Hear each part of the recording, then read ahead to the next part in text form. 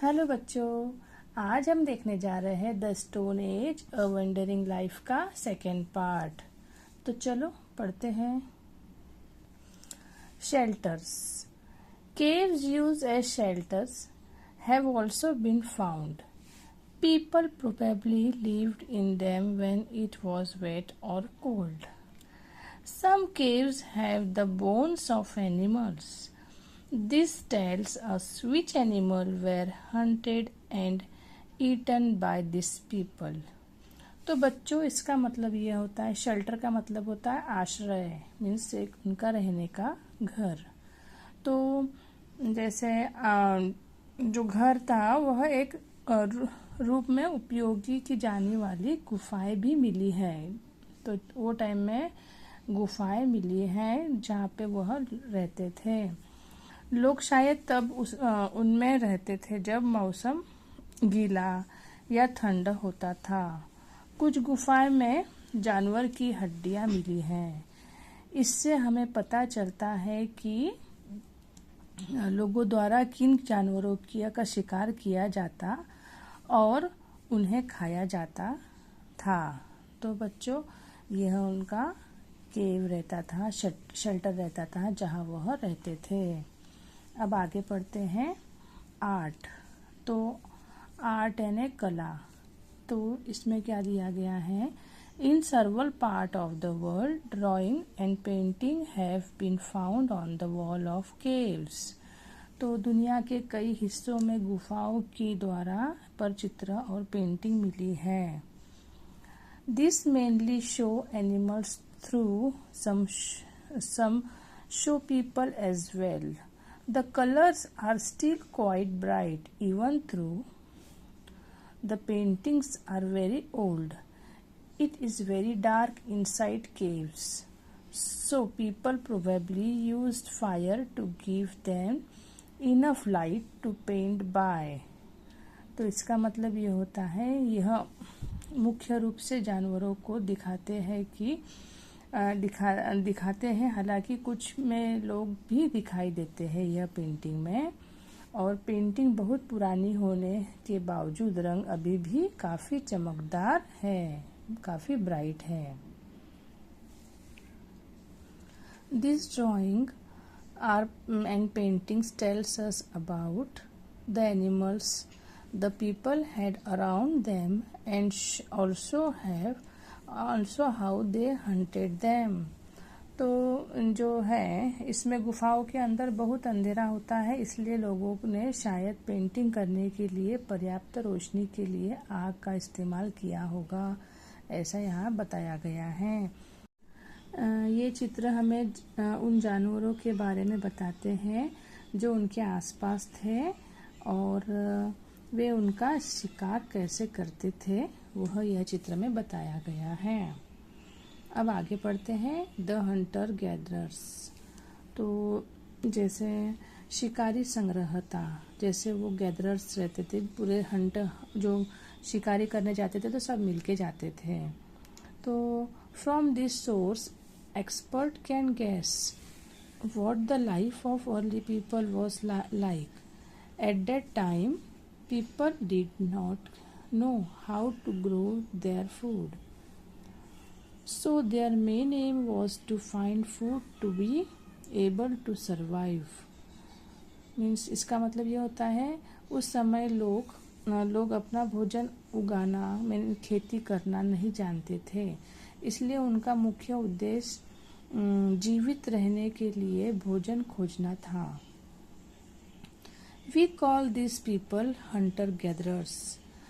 They lived by hunting wild animals, fishing, and by searching for and gathering food such as fruit, nuts, vegetables, and honey.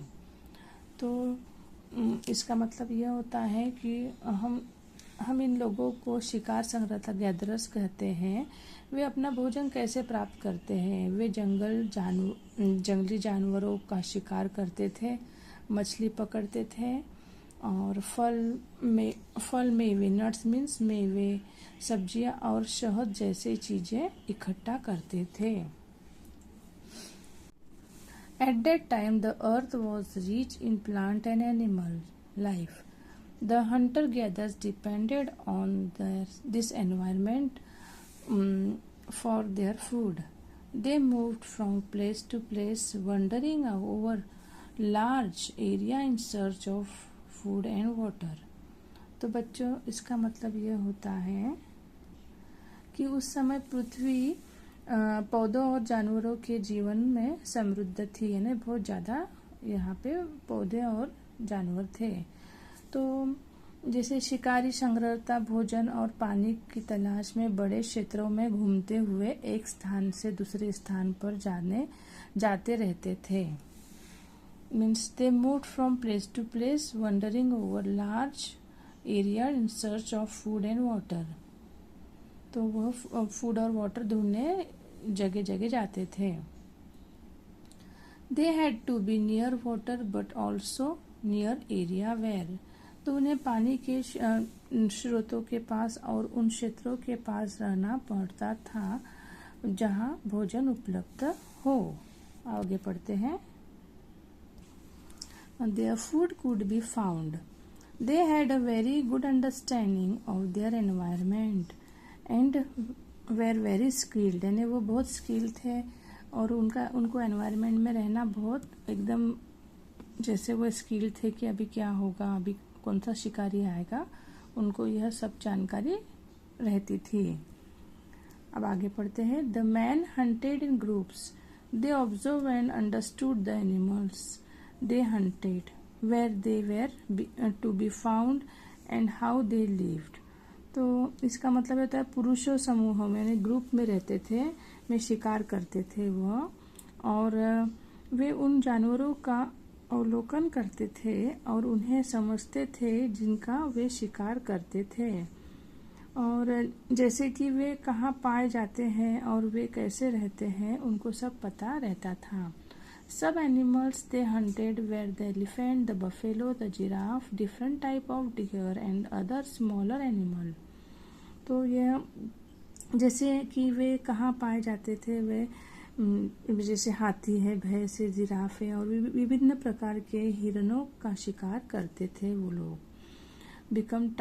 Animals were probably chased until they become tired and could be killed or until they fell into a deep pit। तो इसका मतलब ये होता है शिकार करने के तरीका, उनका मेथड होता था कि वे जानवरों को पहले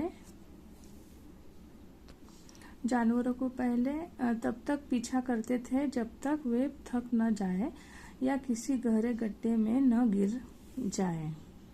तो until मीन्स यहाँ पे दिया until they fell into a deep pit, perhaps they were chased to a wet muddy area where they got stuck।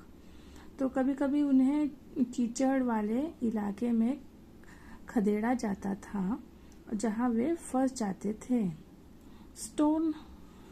Stone tools were then used to kill them and cut the meat so that it could be carried home। तो जैसे stone tools औजार जो वे पत्थरों के सिर वाले भालों और लकड़ी के हाथों वाले तीरों का उपयोग करते थे। जैसे मांस काटने के लिए पत्थर के औजारों का इस्तेमाल किया जाता था।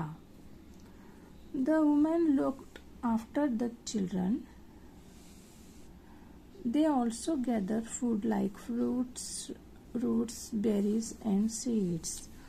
तो जैसे महिलाएं बच्चों की देखभाल करती थी और वे फल, जड़ें, बेरीज और बीज जैसे भोजन भी इकट्ठा करती थी।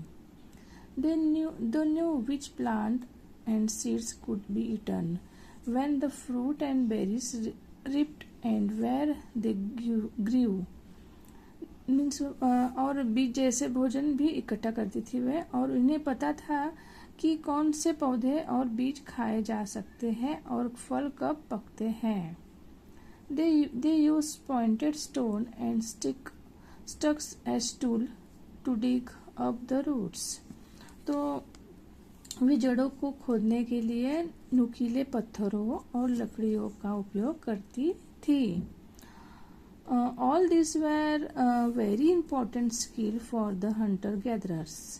तो ये उन्हें अपने पर्यावरण की गहरी समझ थी और कौन सी चीज जहरीली नहीं है वह और कहाँ उगती है ये उन्हें पता था। The hunter gatherers live in groups as many peoples because they needed each other to hunt, to carry food home, to gather food and to look after children.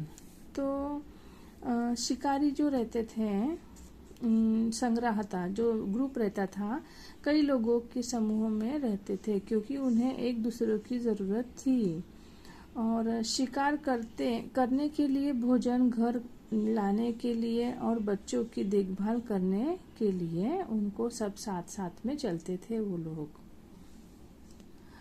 दो wondering about in search of food was not easy, the hunting gatherers way to life survived for hundreds of years.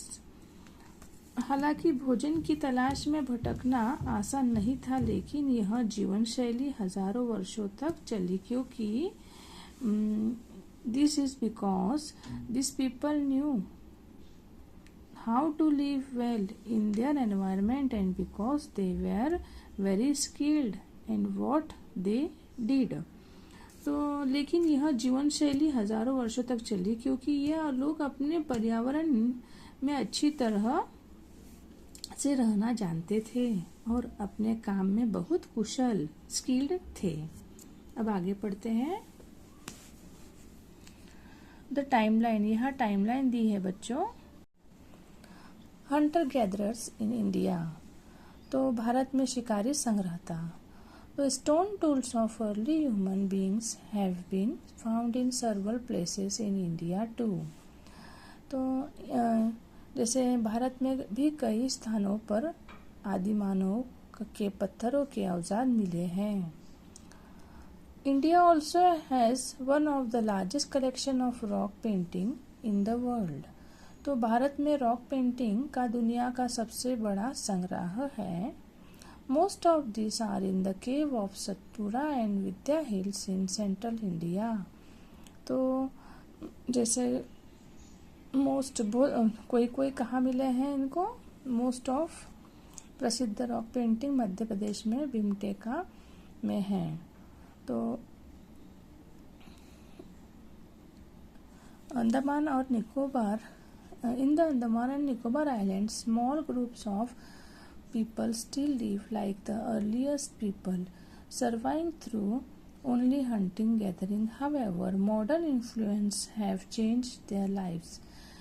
These numbers have come down a lot in the last 200 years. In the difficulty to say whether these hunter gatherers will still be there by the end of this century. तो इसका मतलब ये होता है बच्चों कि अंडमान और निकोबार यहाँ आज भी कुछ छोटे समूह आदिमानव की तरह केवल शिकारी और संग्रहता के माध्यम में जीवित हैं। तो बच्चों, आपको अगर यह लेसन समझ आए तो लाइक करिए। Bye bye.